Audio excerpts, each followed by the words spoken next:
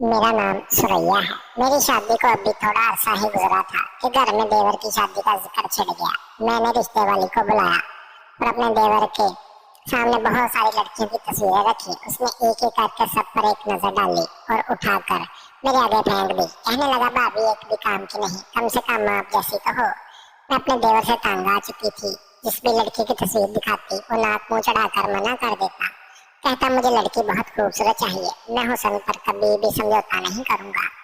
अगर लड़की खूबसूरती में जरा भी कम हुई तो मेरी तरफ से साफ इनकार है।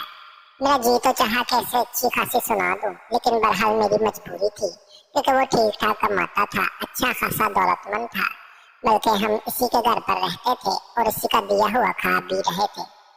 मेरे शोहर का इतना ज्यादा काम काज नहीं था। देवर ने इससे भी अपनी ही फैक्ट्री में मुलाजमत पर रखा था। मेरी पहली कोशिश तो यही थी कि देवर के लिए अपनी बहन का ही रिश्ता कर लूं।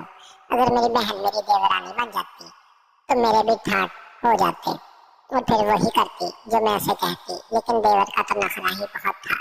मेरी बहन वैसे तो बहुत प्यारी थी, लंबी ऊंचे घने लंबे कमर तक बाल, बस रंगत सांवली थी। मैं सब बहुत कहती थी कि जब भी मेरे घर आया कर तू तैयार होकर आया कर, मगर वो मेरी बात पर ध्यान न देती। मेरे देवर तो मेरे मुंह से बहन का नाम सुनते ही झट से इनकार कर दिया। कहने लगे, मुझसे इससे शादी नहीं करनी। आपने सोच भी कैसे लिया मैं उससे शादी करूंगा? वो तो सांवली सी है।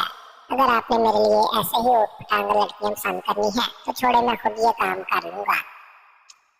मेरे पास पैसे की कमी थोड़ी है जो ऐसी लड़की से शादी करो। इसने मुंह पर ही कोरा सा जवाब दे दिया। मुझे अच्छी खासी शर्मिंदगी हुई थी, मगर मजबूरी की चुप कर गई क्योंकि मेरे शोहर के हाथ में पैसा नहीं था। वो देवर का मोहताज था, वरना जबान तो मैं भी अपने मुंह में रखती थी। मेरा दिल तो बड़ा चाहा कि उसे इतनी सुनाऊं कि वो भी याद करे, लेकिन बहरहाल बात वही है ना, पैसा इंसान को बादशाह बना देता है। बहरहाल मैंने फिर एक रिश्ते वाली से राब्ता किया और जो मुझे रिश्ता दिखाती मैं देवर को तस्वीर दिखाती, लेकिन अब तक उसे कोई भी लड़की पसंद नहीं आई थी। सोयाब निकाल कर वो तस्वीरें मुझे वापस लौटा देता। हालांकि वो खुद भी बहुत हसीन नौजवान ना था। देवर में सिर्फ एक ही खूबी थी कि वो पैसा खूब कमाता, करोड़ों का मालिक था। मेरी ख्वाहिश थी कि उसकी दुल्हन मेरी पसंद की आए ताकि मैं उसे अपने तरीके से चला सकूं और उसके घर पर हुक्मरानी भी कर सकूं। लेकिन मेरे होश उस वक्त उड़े जब वो अपने कारोबार के सिलसिले में कराची गया। कहने लगा कि भाभी मुझे 15 दिन कराची में ही लग जाएंगे। मैंने भी शुक्र का सांस लिया कि चलो अच्छा, 15 दिन में इसके घर पर हुकूमत चलाऊंगी। ये औरत की इतनी सी ख्वाहिश होती है, जबकि उसका अपना घर हो जहाँ पर उसकी हुक्मरानी चलाए। अब मेरे शोहर के पास तो इतना पैसा था नहीं कि वो अलग से घर लेता। देवर बड़े भाई का लिहाज करता था और मोहब्बत भी इसकी बहुत थी, इसलिए उस पर एहसान करके हमने अपने घर पर रखा था। देवर के जाने के बाद मैंने खूब लुत्फ उठाया। उसके कमरे में जाकर सोई क्योंकि उसके कमरे में एक चीज बहुत कीमती थी। मैंने मुलाजमों पर खूब रौब जमाया, वरना मेरा देवर तो घर में काम अपनी मर्जी के मुताबिक ही करवाता। अगर मैं मुलाजमिन से कोई काम कह भी देती तो वो साफ कह देता कि आप अपने काम खुद करें, इन्हें तनख्वाह मैं देता हूँ। इसलिए ये मेरे हुक्म के गुलाम है। और मुलाजमिन भी मुझे अहमियत नहीं देते थे। लेकिन जाने से पहले देवर उनसे कह कर गया था कि भाभी की बात तुम लोगों ने माननी है। इसलिए मुलाजमिन मेरे कहने पर हर काम करने लगे। इस 15 दिन में मुझे लगा जैसे मेरी जिंदगी सुकून में आ गई हो। कितना अच्छा लगता है, बड़ा सा बंगला हो, उसमें इंसान ठाट से बैठकर मुलाजमों पर हुक्म चलाए। इसकी अलमारी ड्राई फ्रूट से भरी हुई थी, जिस पर मैंने खूब हाथ साफ किया। मैं तो दुआ कर रही थी कि देवर 15 दिन की बजाय साल भर के लिए ही कहीं चला जाए ताकि इसके घर पर मैं मौज करूं। लेकिन मैं इतनी भी खुश नसीब ना थी। कुछ देर बाद ही मेरा देवर वापस आ गया, लेकिन जैसे ही वो अपने साथ लाया था मेरा तो दिमाग चकरा गया। वो बेहद खूबसूरत लड़की थी, कम उम्र भी थी, इतनी हसीन का देखने वाला आंखें झपकना भूल जाए। इसकी पलकें इतनी लंबी थी कि मैंने आज तक किसी लड़की की ऐसी पलकें नहीं देखी थी। कितनी देर तक मैं यही सोचती रही कि असली है या नकली, मगर वो सच में बहुत खूबसूरत थी। मैंने देवर की तरफ देखा तो वो भी मुस्कुरा रहा था, उसका चेहरा बड़ा चहक रहा था। मैंने कहा, ये कौन है? वो कहने लगा, ये मेरी बीवी है, कराची से लाया हूँ। आपने मेरे लिए खूबसूरत लड़की ढूंढ ना सकी, सो मैंने खुद ही ढूंढ ली। यह सुनना था कि मेरा दिमाग चकराने लगा था।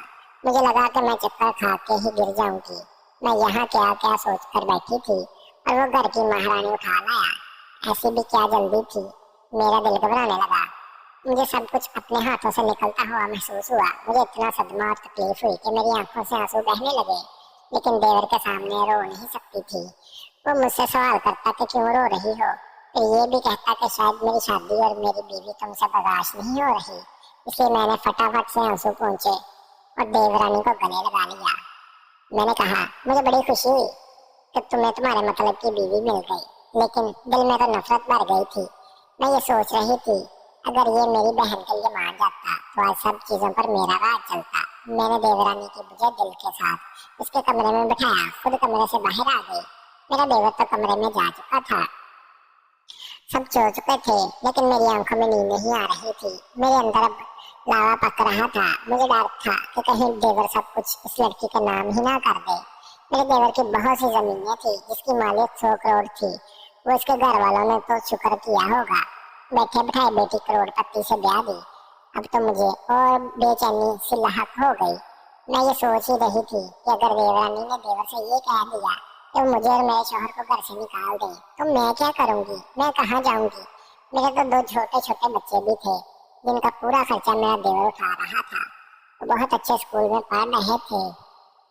पूरी रात मेरी इसी सोचों की नजर हो चुकी थी। मैंने बराबर में लेटे अपने शौहर को देखा तो बेखबर खराटे मार कर सो रहा था। उसे क्या खबर थी, अगर देवर ने घर से निकाल दिया तो हम कहाँ जाएंगे।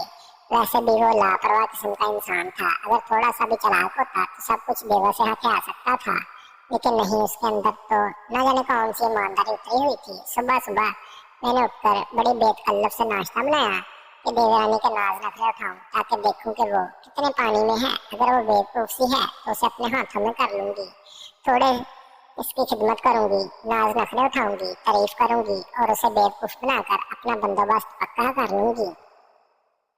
देवर जब सुबह उठकर कमरे से बाहर आया तो बहुत खुश था। वो लड़की भी बड़ी शर्माई शर्माई सी बाहर आई।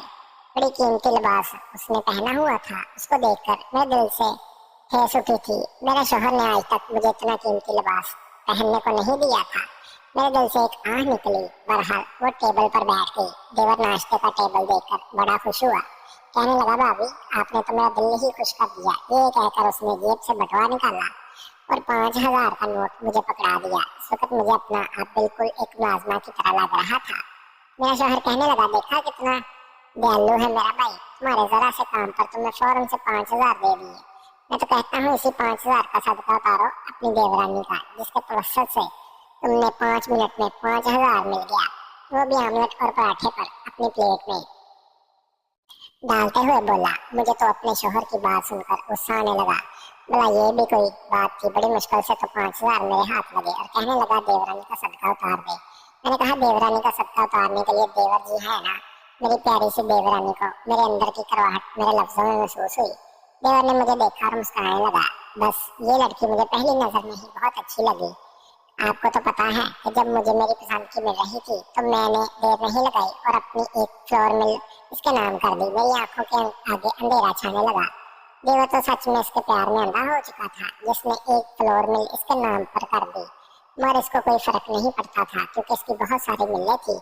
कहने लगा, भाभी ये मुझसे मेरा सब कुछ भी मांग ले तो इनकार नहीं करूंगा। ये कहकर उसने मोहब्बत पाश नजरों से देवरानी की जानब देखा।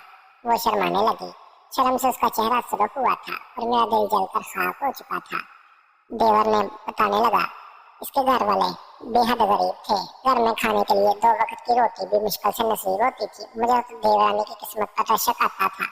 ये गरीब घर में पैदा होकर सारी जिंदगी 2 वक्त की रोटी को तरसने वाली आज करोड़ों की मालक बन गई थी।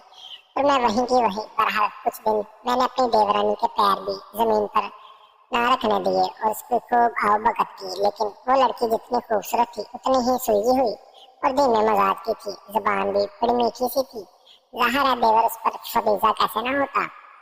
और क्या करता, 10वें दिन ही वो किचन में आ गई। कहने लगी कि अपने शौहर के लिए खाना अपने हाथों से बनाएगी। पहली बार जब उसने खाना बनाया और टेबल पर सजाया तो पहला नवाला लेते ही सब उसकी तारीफ करने लगे। वाकई उसने सब खाना बहुत मजे का बनाया था। ये देखकर भी मेरा दिल खुश होने की बजाय जल गया। वो तो दिन ब दिन अपने नंबर ही बढ़ाई जा रही थी। मेरे देवर ने उसे पहली बार खाना बनाने पर सोने का सेट दिया था, जिसे देखकर मेरी आंखें फटी की फटी रह गई थी। मुश्किल ही मैंने अपना जब्त आजमाया था। अपनी आंखों में आने वाले आंसू तो मैंने आंखों से छलकने नहीं दिया। मुझसे भी खाना ठीक से नहीं खाया गया, और इसलिए मुझे जल्दी कमरे में आ गई। बार बार मेरी आंखों के सामने वो सोने का सेट दिखने लगा। ये तो मेरे देवर की पहली अनायत थी, ना जाने बाद में घर के कागज इसके हवाले ना कर दे। मेरा दिल बस यही सोचकर दहले जा रहा था। मुझे अपने बेघर होने का डर सताए जा रहा था। अगली ही सुबह मुझ पर एक और धमाका हुआ था। वो ये कि जिस कमरे में मैं रहती थी वो कमरा बंगले में सबसे बड़ा और कुशादा था। मेरा देवर कहने लगा, भाभी अपना कमरा खाली कर दे, मेरी बीवी को आपका कमरा बहुत पसंद है और वो ये पूरे घर में सबसे बड़ा भी है। आपके लिए मैं दूसरे कमरे का इंतजाम कर देता हूँ। ये सुनते ही मेरी रंगत फिक पड़ गई। मैं कुछ नहीं कह सकती थी क्योंकि घर तो मेरे देवर का ही था। अपना कमरा छोड़ते हुए मुझे बेहद दुख हुआ।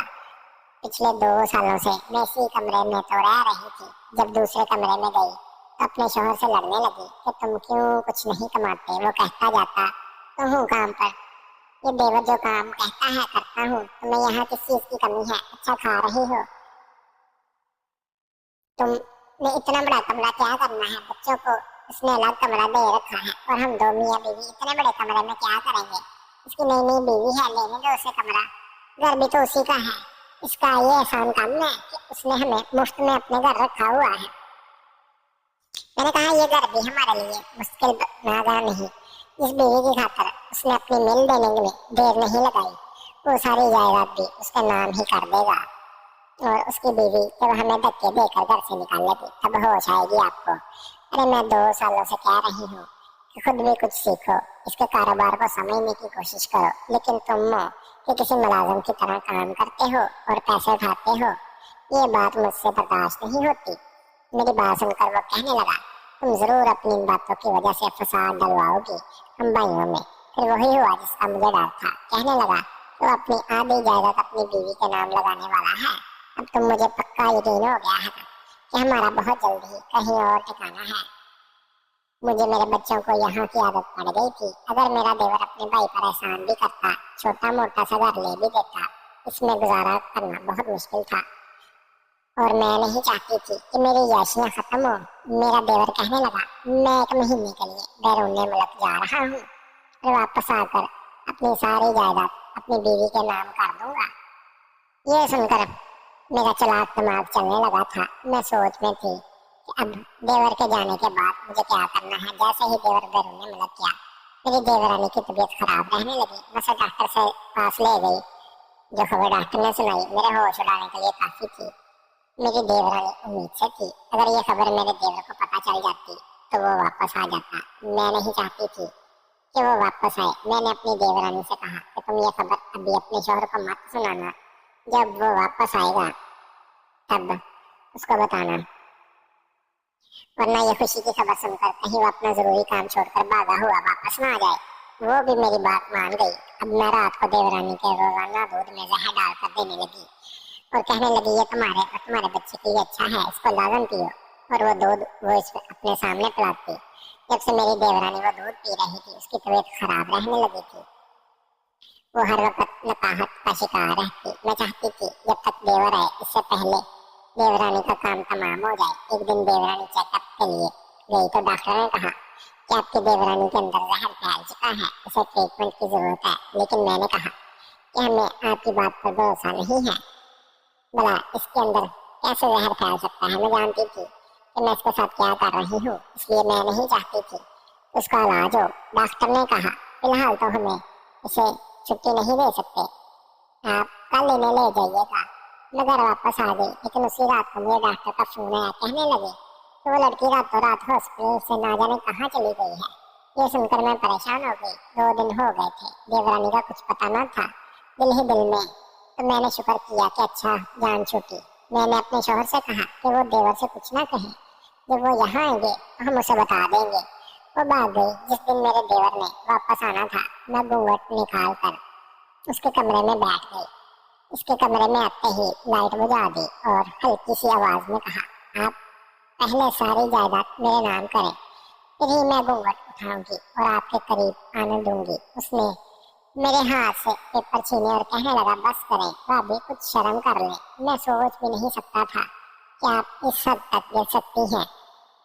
उसकी बीवी ने सब कुछ उसे बता दिया था और वो काफी दिन से पाकिस्तान आ चुका था। उसकी बीवी उसके पास ही थी। मेरे धोखेबाजी पर उसने हमें घर से निकाल दिया। वो कहने लगा, अगर आप लोग मेरे साथ मुखर्शी के साथ रहते तो मैं कभी आप लोगों को घर से ना निकालता। उसने उसी वक्त अपने भाई से कहा, अपनी बीवी को लेकर यहाँ से चले जाओ और जाकर कहीं भी किराए का मकान ढूंढ लो। किराया हर महीने आकर मुझसे ले लेना। मैं मिन्नत करती रही मगर वो ना माना और हमें घर से निकाल कर ही दम लिया। मेरी लालच ने मुझे कहीं का ना छोड़ा। अब मैं इस छोटे से मकान में रह रही हूँ जहाँ की कच्ची दीवारें मुझे काट खाने को दौड़ती हैं।